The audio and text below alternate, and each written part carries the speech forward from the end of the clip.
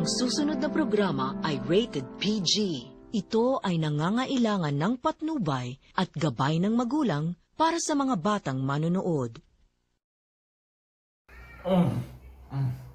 Bro, papasok ng suka. Suka? Oh, Naramdaman mo na bang nakalilito ang mga salita dahil sa pagbigkas o pronunciation?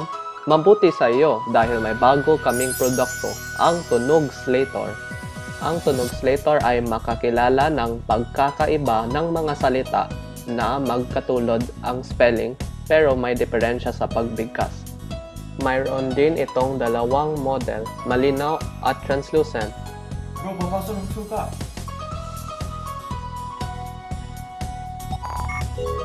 Suka o sa English, vinegar.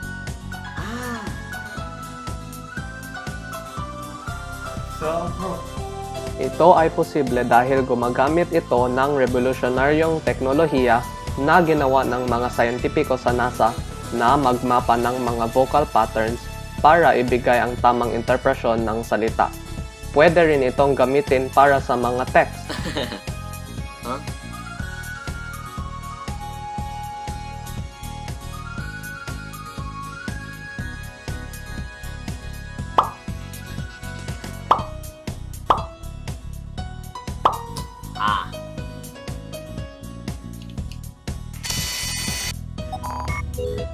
Puso o sa English, heart.